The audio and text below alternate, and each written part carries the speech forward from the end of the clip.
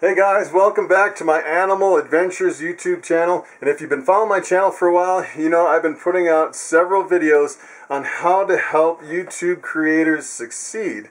And one of my last videos was how to create a really good thumbnail for YouTube. And I had quite a few people compliment me on giving the information. And one of them said, oh, thank goodness, I finally figured out how to make a really good thumbnail. And if you look back at some of my really old videos, they're pretty rough, and I've really improved over the last, this is my 262nd video, if you can believe it or not, and I was trying to wrap my head around what's the number one thing that has really helped me improve over the last 9 months, I'd say. And I figured it out, and I want to share that secret with you in this video. Okay, so ever since the beginning, when I started making videos early on, I basically had the same camera, the same lighting, and I didn't really upgrade any of my special effects. You know, I don't have any music at the beginning or the end, any graphical editing in software, so that's not really what I'm focused on. What I'm really focused on is my content and my presentation. And it really comes down to what the number one thing that I've used, I think that's helped me the most, is what I call the do-over. And I know a lot of people get in front of the camera and they just hit the button and they'll talk for 30 minutes. and you'll see a lot of these people that have been on YouTube and they'll have millions of subscribers. And it seems like when they're talking through their presentation, their information, their education, or whatever it is, they cut out little sections of their video to where it almost seems like they can't complete a full sentence without cutting something out.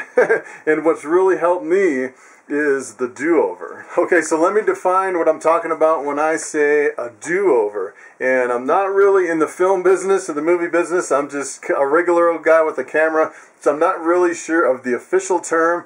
I'm thinking maybe it's called a take 2 or a take 5 or whatever it is, and it's essentially having a train of thought that's like 3 or 4 sentences or maybe a little bit longer, and doing that scene over and over and over to try to perfect it.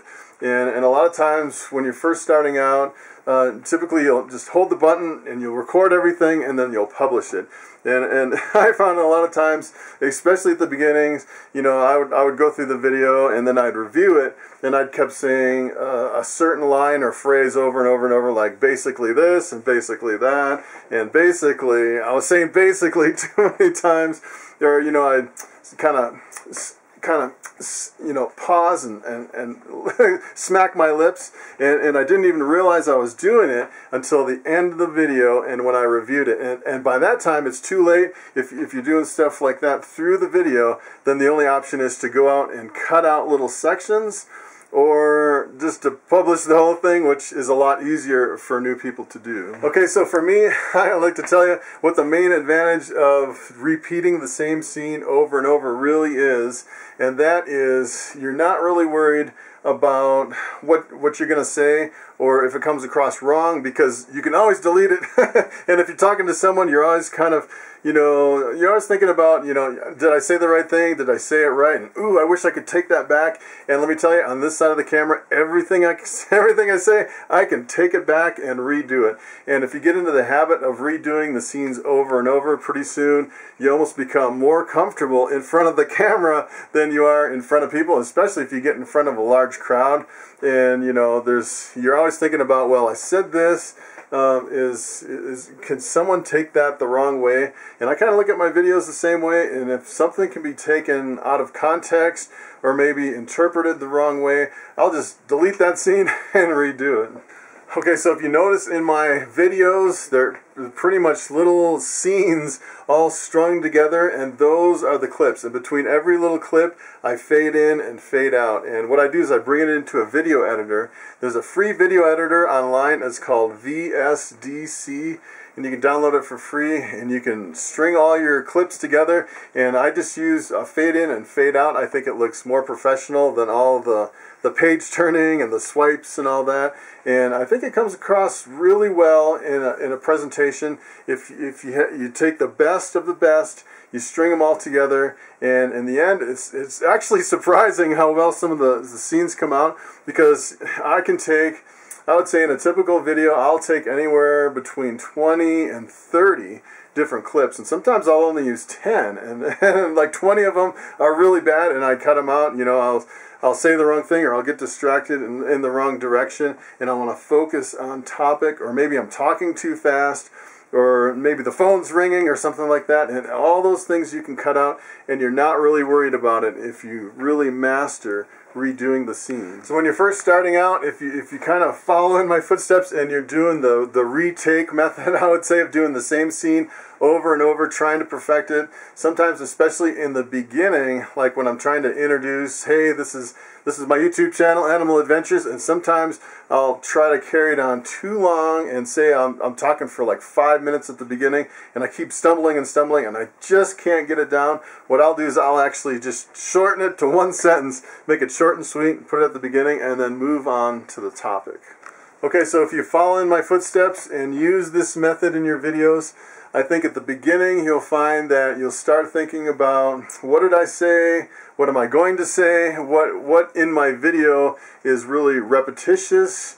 You know, the train of thought, am I really staying on track? And you start thinking about all these things. Am I laughing too much? You know, is it? And a lot of times, especially when you first start out, I found this, you'll make the same scene over and over and over, like 5 or 6 times, and at the end you'll be laughing because I can't believe I'm doing the scene for the 10th time, and I just can't get it down. And then pretty soon, you'll find yourself doing like, I had a video back there where I was euthanizing rodents, and I was kind of laughing through the whole, through the whole video, and people are like, "Why are you laughing? It's a serious video," and it's because I was laughing because I'm taking all these scenes for the 10th time, and then you have to realize that, you know, all right, even though this is the 10th time, this is a serious topic, and we can't laugh. We got to be serious, and so all these things are going through your mind about, you know, you don't want to say things too many times, you don't want to stutter, you don't want to smack your lips, and you start thinking about what you're saying, what you have said, and pretty soon you can't even focus on what you're doing. For example, some of my earlier videos and my edits, I'd open like a clown female tub, and I'm thinking, you know, all right, I'm thinking about, you know, what I'm saying, and if I'm stuttering, if I'm not saying it right, and then I'd pick up a snake like this, and I'd be like, ooh, look at this pied ball python, and I wouldn't even realize it was a clown instead of a pied, and it's because I was thinking about what I'm saying and trying to articulate instead of really focusing on what I was doing. And it's almost like trying to walk and chew gum at the same time. I think it's hard to get used to at first, but after, you know, a couple hundred videos, or, you know, some people I think are better adept at really doing this naturally. And for me, I think it was really a struggle at first. And for me, I think overall it helps me improve my videos to where I'm always thinking about what I'm saying, if I'm talking too fast, if I have to slow down and articulate to get my point across, and all these things are rolling through your mind, and you're becoming a better speaker, and instead of just, you know, talking for 30 minutes, going into the editor, and then cutting it all out at the end. Okay, so that's pretty much it. That is the #1 secret that I'm sharing with you that helps me make better videos, and hopefully you can use this technique to improve your videos on YouTube. So thanks for watching, and I will see you next time.